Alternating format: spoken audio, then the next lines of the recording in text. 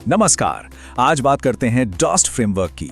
ये एक ऐसा तरीका है जिससे पढ़ाई से बेहतरीन नतीजे पाए जा सकते हैं। तो चलिए सीधे मुद्दे पर आते हैं। अच्छा, कभी ऐसा हुआ है कि घंटों घंटों पढ़ाई की और दिन के आखिर में लगा कि याद तो कुछ भी नहीं है? मतलब ऐसा लगता है ना कि सारी मेहनत बस पानी में चली गई। और ऊपर से वो सिलेबस का पहाड़ और कॉन्फिडेंस की कमी तो होती ही है।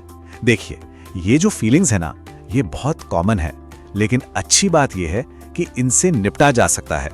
असल में ये रोज की पढ़ाई का एक ऐसा स्ट्रगल है जिससे लगभग हर स्टूडेंट को गुजरना पड़ता है। तो चलिए इस प्रॉब्लम को थोड़ा और गहराई से समझते हैं। तो यहाँ पर सबसे जरूरी बात ये समझनी है कि कॉम्पिटिटिव एग्जाम्स में ना कितने घंटे पढ़ा इससे कहीं ज्यादा जरूरी है कि कैसे पढ़ा। सही तरीका, सही डायरेक्शन, बस यही असली गेम चेंजर है। तो आखिर वो कौन सी 3 बड़ी गलतियां हैं जो हमारी सारी मेहनत पर अक्सर पानी फेर देती हैं? चलिए देखते हैं। हाँ, तो ज्यादातर स्टूडेंट्स की डेली स्टडी रूटीन में 3 मेन प्रॉब्लम्स होती हैं जो सीधे सीधे उनके रिजल्ट्स पर असर डालती हैं। सबसे पहली गलती, हम घंटे तो गिनते रहते हैं पर ये नहीं देखते कि भाई सीखा कितना, आउटपुट क्या निकला।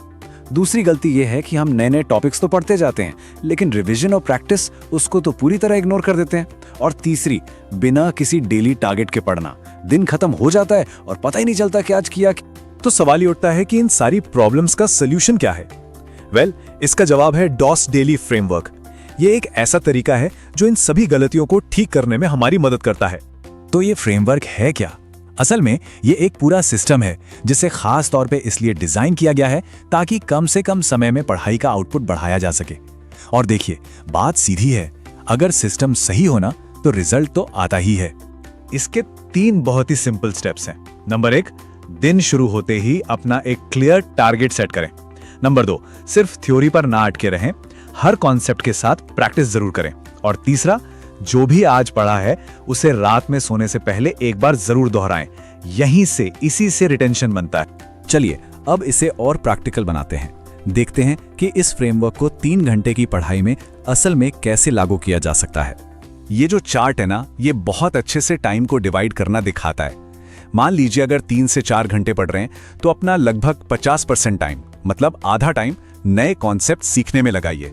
करीब 33% टाइम प्रैक्टिस के लिए और जो बचा हुआ 15-20% टाइम है वो रिवीजन के लिए। इसको और सिंपल तरीके से समझते हैं। अपने स्टडी सेशन के पहले 90 मिनट्स इसमें नए कॉन्सेप्ट्स और एग्जाम्पल्स पर फोकस कीजिए।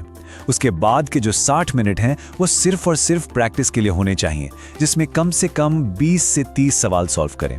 और आखिर के 30-40 मिनट्स इसमें जो भी पढ़ा है उसे रिवाइज करें और अपनी गलतियों को एनालाइज करें।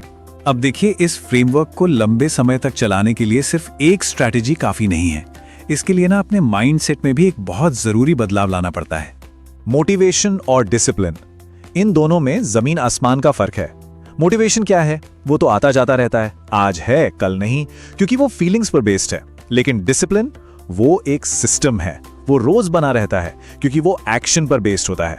तो एक बात हमेशा याद रखनी है, रोज की पढ़ाई के लिए मोटिवेशन से कहीं ज्यादा जरूरी है डिसिप्लिन। और आखिर में इस एक बात को हमेशा ध्यान में रखना है, सिलेक्शन एक दिन में नहीं होता, लेकिन सिलेक्शन की जो प्रोसेस है वो हर रोज होती है। मतलब कामयाबी किसी एक दिन के करिश्मे का नाम नहीं है, ये तो उस मेहनत का नतीजा है जो हर रोज बिना रुके की जाती है।